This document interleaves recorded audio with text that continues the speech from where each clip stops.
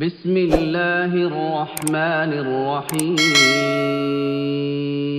السلام علیکم ورحمۃ اللہ وبرکاتہ۔ معزز ناظرین، تیمی آفیشیل ٹی وی میں آپ سب کا استقبال اور خیر مقدم ہے۔ سیرت سیریز کے اس 21ویں ایپیسوڈ میں ہم آپ کے سامنے سب سے پہلے اسلام قبول کرنے والے خوش نصیب حضرات کا تذکرہ کریں گے۔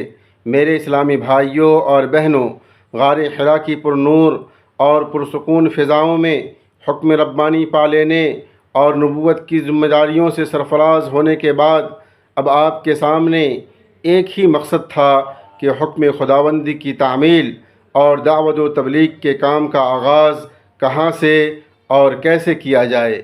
ابھی جاہلی فضاؤں کے پروردہ اور مادہ پرست، لکیر کے فقیر اور شراب و شباب کے رسیا بت پرست لوگوں کے سامنے توحید کی دعوت کو رکھنا مناسب نہیں تھا۔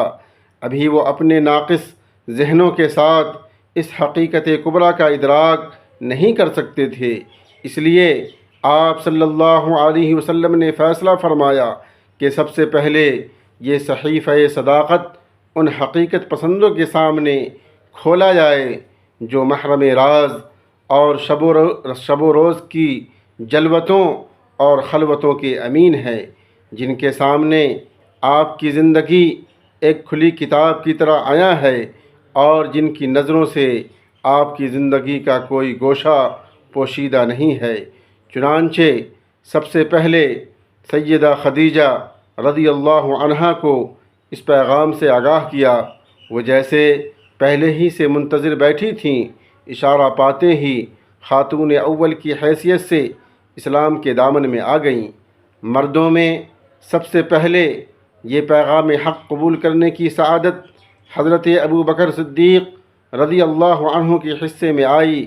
کسی قسم کے تردد اور ہچکچاہٹ کے بغیر آپ نے کلمہ طیبہ پڑھ لیا اور اسلام کے دائرے میں آ کر صدیق اکبر کا لقب پایا۔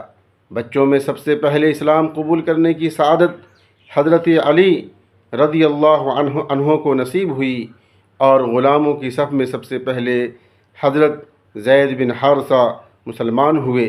میرے اسلامی بھائیوں اور بہنوں، پھر ان حضرات کی کوششوں سے ایک مختصر سا کاروان حق تیار ہو گیا، جس نے نبی کریم صلی اللہ علیہ وسلم کی زیر نگرانی روحانی تربیت اور صدق و صفا کی منزلیں طے کرنا شروع کر دیں اور جادہ نور پر گامزن ہو گئے۔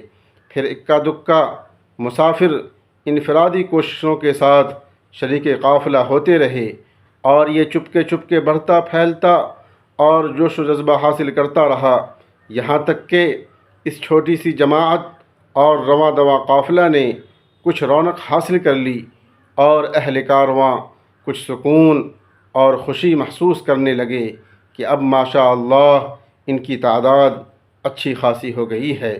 3 سال تک دعوت و تبلیغ کا یہ خفیہ طریقہ اور زیر زمین تربیت کا یہ پوشیدہ عمل یوں ہی جاری رہا۔ نبی اکرم صلی اللہ علیہ وسلم نے کسی سے ٹکراؤ کو پسند نہ فرمایا اور اعلانیہ تبلیغ سے احتراز کیا تاکہ کسی فرعون سے براہ راست تصادم نہ ہو، جھگڑا نہ ہو اور وہ غربا اور مساکین کے لیے پریشانی کا سبب نہ بن جائے۔ دعوت و تبلیغ کا عمل خفیہ رکھنے میں یہ حکمت بھی کار فرما تھی کہ اہل حق افرادی قوت حاصل کر لیں اور ایمان کی بشاشت اور اسلام کی محبت ان کے دلوں میں رچ بس جائیں اور وہ دین اور ایمان کے لیے ایثار و قربانی اور فدائیت کی اس درجہ کمال تک پہنچ جائیں کہ ہر نوع کا نقصان برداشت کرنے کے لیے تیار ہو جائیں۔ اسلام کی خاطر وہ اپنی جان کو قربان کر دیں، لیکن آپ صلی اللہ علیہ وسلم کا دامن چھوڑنا اور اسلام سے پھرنا کبھی گوارا نہ کریں۔ چنانچہ اللہ کے فضل سے بہت مختصر عرصہ میں ایسے جاباز اور سرفروش تیار ہو گئے جو عشق و محبت کے اس معیار پر اترتے تھے، جبکہ ان نامساعد حالات میں اسلام قبول کرنا اور آپ پر ایمان لانا کوئی آسان کام نہ تھا، بلکہ اپنی جان پر کھیلنے کے مترادف تھا۔ اس لیے شرک و بت پرستی سے کٹ کر خدائے واحد کی طرف آنے والوں کو اللہ نے ایک خصوصی اعزاز بخشا اور عظمت و بزرگی اور عزت و شرف کا ایک ایسا تمغہ عطا کیا جس کے سامنے دنیاوی تمغے کوئی حیثیت نہیں رکھتے۔